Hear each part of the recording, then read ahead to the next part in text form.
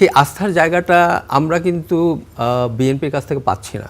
আমরা বিএনপি সবকিছুতে সাইন করেছে, কারণ না হলে নির্বাচন হতো না। ডক্টর ফরিদি, এই যে বিষয়টা সামনে আসছে, ওনারা যদি বিরোধী দল যদি এই পরিষদে যোগ না দেয়, এই সংস্কার প্রক্রিয়ার মধ্যে যদি অংশ না নেয়, এবং তারা বলছে এটা তাদের কমিটমেন্ট, মানুষের কাছেও কমিটমেন্ট, এবং তারা নীতিগতভাবে একমত যে তারা এই কমিটিতে যাবে না, যেহেতু তাদের সাথে একরকমের কি বলবেন, এটা কি বিশ্বাসঘাতকতা নাকি মানে কি ধরনের শব্দ?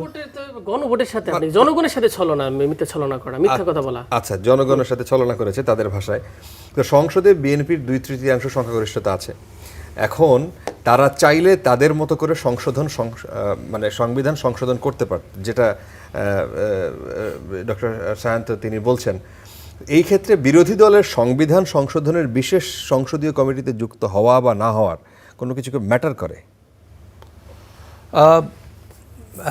আচ্ছা, প্রথমে আমি ধন্যবাদ জানাচ্ছি আপনাদের এই অনুষ্ঠানের প্রথমবারের মতো আমাকে আমন্ত্রণ জানানোর জন্য। তো আমি আপনার প্রশ্নের উত্তরটা দেওয়ার আগে ডক্টর সায়ন্তর একটা প্রসঙ্গ উনি যে টেনেছেন, যে আস্থার বিষয়টা আর কি, আমরা যদি আস্থা রাখি তাহলে হবে। তো আসলে গণতান্ত্রিক জায়গায় আস্থা দিয়ে কিছু হয় না, হয় হচ্ছে কি জবাবদিহিতা দিয়ে, প্রাতিষ্ঠানিক জবাবদিহিতা দিয়ে এবং প্রতিষ্ঠান তৈরি করে। তো সেই প্রতিষ্ঠান তৈরির ব্যাপারে আমি একজন সাধারণ নাগরিক হিসেবে বলছি, সিভিল সোসাইটি, আমার কোনো রাজনৈতিক সংশ্লিষ্টতা নেই। তো সেই জায়গাটা থেকে আমি বলছি যে সেই আস্থার জায়গাটা আমরা কিন্তু বিএনপির কাছ থেকে পাচ্ছি না। আমরা নির্বাচনের আগে যেসব কথা শুনেছি সর্বোচ্চ নেতৃত্বের কাছ থেকে, অনেক কিছুই আমাদের কাছে স্ক্রিপ্টেড মনে হয়েছে, এবং সেগুলোর কমপ্লিট 180 ডিগ্রি টার্ন অ্যারাউন্ড আমরা দেখছি।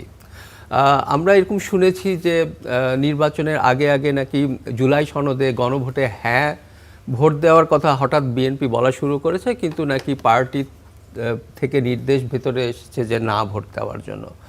তারপর এবং স্বরাষ্ট্রমন্ত্রী সালাউদ্দিন সাহেব, যিনি এখন আমরা মনে করছি বা মনে হচ্ছে যে পার্টি বা মধ্যে উনি একটা খুব, এবং সরকারে খুব জোরালো অবস্থানে আছেন, এবং অনেকে বলছেন যে উনি একটা মূল অবস্থানে আছেন নাকি। তো উনি একটা স্পষ্ট বলে দিলেন, মানে উনি হয়তো বলতে চান কি চান না আমি জানি না, উনি আসলে কি ভেবে কথাটা বলেছেন, কিন্তু এটাতে মনে হয় আসল কথাটা টের পেয়ে গেছি আমরা। উনি বলেছেন যে আমরা বিএনপি সব কিছুতে সাইন করেছে, কারণ না হলে নির্বাচন হতো না। তার মানে ওনারা নির্বাচনটা পাওয়ার জন্য এই কাজটা করেছেন। আসলে হয়তো মনে মনে সেটাই বা ভুল কোথায়? নির্বাচন যদি পাওয়ার জন্যই তারা করে, এটা গণতান্ত্রিক প্রক্রিয়ায় তো মানুষের মতামতই তো এখানে প্রতিফলন হবে। তো সেই জায়গায় বা বিএনপির অপরাধ কোথায় দেখেন? না, এটা মানে একটা কথা হলো যে আমি বিএনপি যদি বলতো যে আমি নির্বাচন চাই, আমি আর কোনো সংস্কারের মধ্যে ঢুকতে চাই না, আমি নির্বাচনই চাই, নির্বাচনের পরে দেখা যাবে।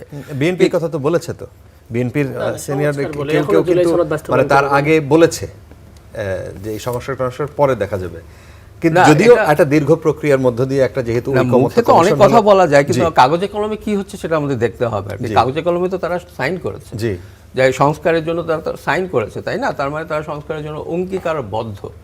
তো তারপর যখন ক্ষমতায় আসা হলো, তারপর আমরা বেশ কয়েকটা কথার বরখেলাপ আমরা দেখেছি। তো একটা বিষয় হলো যে সবচেয়ে বেশি আশঙ্কার যে জায়গাটা, যে আস্থার জায়গাটা আমরা সাধারণ নাগরিক হিসেবে পাচ্ছি না, তার কারণ হলো যে অধ্যাদেশগুলো নিয়ে জটিলতা তৈরি হয়েছে, বা যেই অধ্যাদেশগুলো ঝুলিয়ে দেওয়া হলো সেগুলো হচ্ছে সবচেয়ে ক্রিটিক্যাল অধ্যাদেশ। এখন বিএনপি বলতে পারে যে আমার 120টা অধ্যাদেশের মধ্যে আমি 100টাই পাশ করে দিয়েছি, কথার কথা আর কি, বেশিরভাগই 90% করেছি, 70% করেছি। কিন্তু আপনি যেগুলো সবচেয়ে বেশি ক্রিটিক্যাল, যেগুলো ওয়েট সবচেয়ে বেশি, আমি যদি এখন তো এগুলো ওয়েট কাউন্ট করি, তাহলে সেগুলো মিলে আসলে হচ্ছে গিয়ে 80% বলা হবে, বাকিগুলো ইনসিগনিফিক্যান্ট, তেমন কোনো সিগনিফিক্যান্স নাই। যেমন আমি বলি যে বিচার বিভাগের স্বাধীনতা, বিচার বিভাগের স্বাধীনতাটা হচ্ছে গিয়ে আমাদের বার্নিং একটা ইস্যু। কারণ উপরে খোদা তাআলা আল্লাহর পরে মাটিতে আপনি কার কাছে যে বিচার চান? আইন আদালতের কাছে। সেই আইন আদালত যদি কাজ না করে, তাহলে কোনো দেশ কোনোদিন ফাংশনাল ডেমোক্রেসি, কোনো জবাবদিহিতামূলক প্রক্রিয়ার মধ্যে ঢুকতে পারে না। তো এই অধ্যাদেশটা মধ্যে দিয়ে ওরা বললো যে এটা দেখা যাবে, এটার মধ্যে প্রবলেম আছে। কি প্রবলেম আছে আমরা জানি না। তারপর ধরেন পুলিশ সংস্কার কমিশন, তারপরে হচ্ছে মানবাধিকার কমিশন, প্রত্যেকটা প্রতিষ্ঠান গণতান্ত্রিক প্রতিষ্ঠান যেগুলো আসলে critical for establishing law and order, আইনের শাসন প্রতিষ্ঠা করার জন্য যেগুলো প্রত্যেকটা ক্রিটিক্যাল, সেগুলাতেই ঝুলে গেল বিষয়টা। তো এগুলো কিন্তু আমাদের মনে গভীর সন্দেহের সৃষ্টি করে। তাই ডক্টর সায়ন্ত হয়তো আস্থা পাচ্ছেন, কিন্তু আমরা কিন্তু ওরকমভাবে আস্থা পাচ্ছি না। আচ্ছা।